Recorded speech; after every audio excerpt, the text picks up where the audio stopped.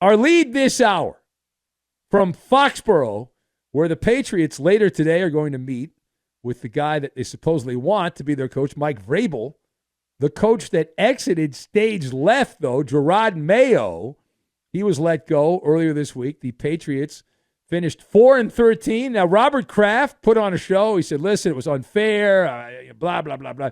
But now the other shoe has dropped. The other shoe has dropped in the Jerod Mayo story. The plot thickens. If you have not heard, and perhaps not, we are told that Jerod Mayo was multitasking. Not only was Jerod Mayo a football coach, he was also a card shark. Say what? So let's take in the hot tub time machine. New England, after their bye week, they played the Arizona football team, the Cardinals, and they lost that game 30-17. It wasn't close at all. They got outplayed by the lowly Cardinals. And then Mayo, we are told, based on breathless reporting behind a paywall at the Old Gray Ladies Athletic, that Mayo decided, you know what I want to do?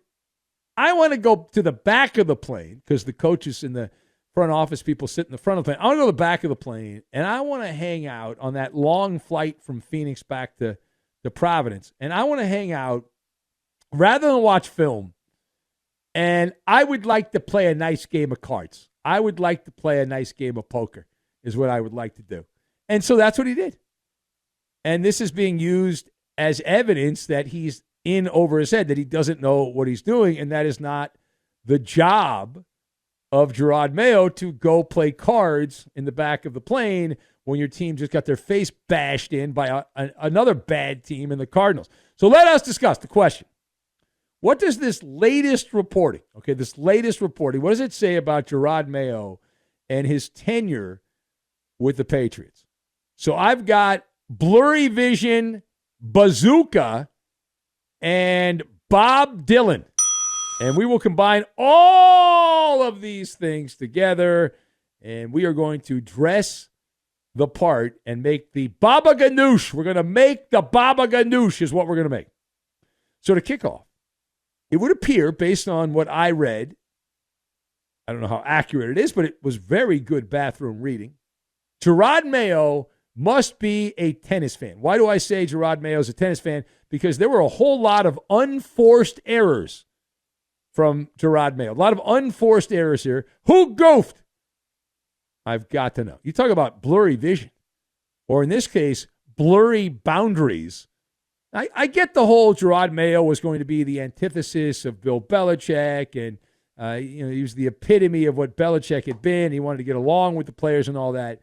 However, lines were definitely crossed when it comes to this. The Patriots got blown to smithereens by the Cardinals, and while most of the other support staff had their faces buried in their laptops studying the highlights or lowlights of the Patriots game, Mayo struts down the hall and is like, I want to go back and schmooze a little bit. And he did.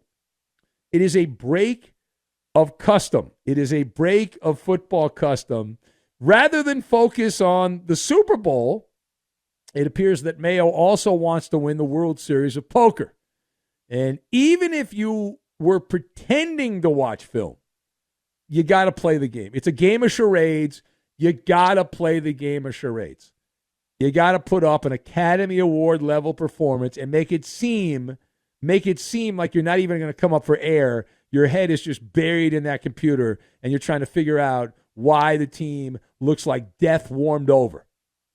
All right, now, furthermore, who do you think leaked the Jerod Mayo story? We know it's out there. We like to uncover sources on this show, and that part is rather easy. You always ask the following questions. Who is driving the narrative, right? Who's driving the narrative? What do they stand to gain? And the answer, there's a line from both those questions that goes to the Kraft family and back to this story. They have been absolutely getting cooked. All right, all the usual race hustlers in the media, the Patriots are racist, going on and on and all. They're horrible people. And so they waited a couple of days, and then they weaponized this story. They put the bazooka out, and they set the bazooka, boom, in the atomic elbow from the top rope.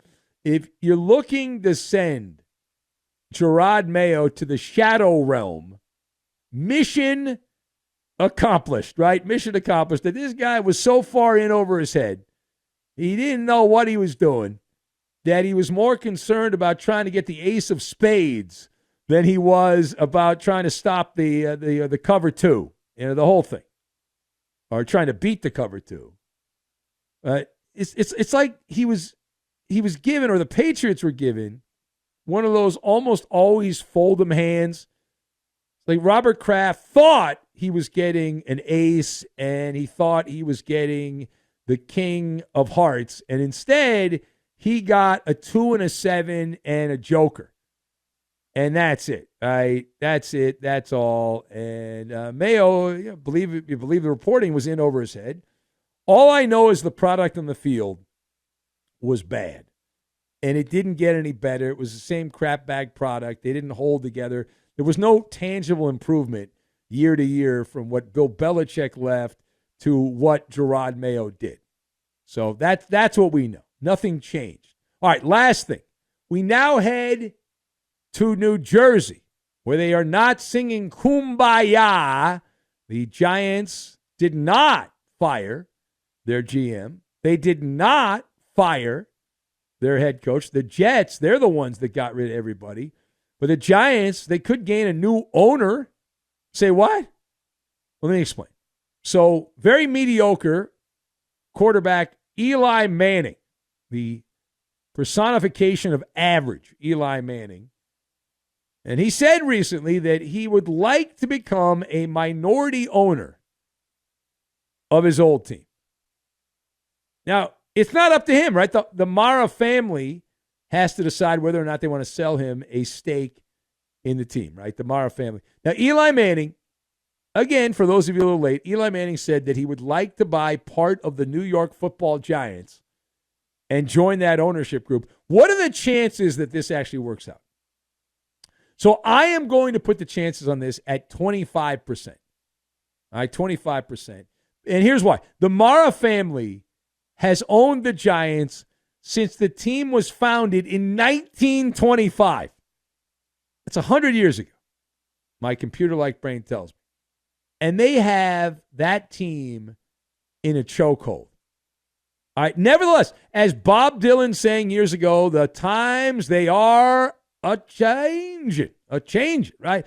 Many NFL teams have started to contemplate the small sale of a little bit part, minority stake, in the franchise. This after the NFL allowed it. They voted recently to allow private equity investment for up to, that's Weasel terminology, up to 10% of each franchise. That was back in August. So here we are in January. That's how Tom Brady and his business partner acquired a 10% stake in the Raiders back in October. The Miami Dolphins, the Buffalo Bills, the Philadelphia Eagles have also sold 10% chunks of the team to uber wealthy aristocrats and robber barons and oligarchs in recent months. So stay tuned. Now, Manning does not have enough money on his own to pay the man. So he's going to have to get some help. Manning, he's really in some trouble financially. He's only worth $160 million. Man, life must be tough. So he's worth $160 million. Not bad for a 500 quarterback in his career, mediocre quarterback. However, he's going to need hedge fund people to help him out. Sugar daddies. Where's my sugar daddy? That's what he's saying. Now, fortunately, he's already got his own sugar daddy in his back pocket. You see, Eli, we are told, is a partner at a private equity firm based in Manhattan. So he's already got an in. How does a 500 quarterback with limited education end up in a private equity firm? You think the people that reached out to him are Giants fans? Nah, never. That would never happen, right? Never, ever, ever, ever, ever, ever, ever, ever. I'm sure it's just a coincidence. Yeah, that's the ticket. That's the ticket right there. Clearly. When you put that under a microscope, there's no funny business. No funny business at all.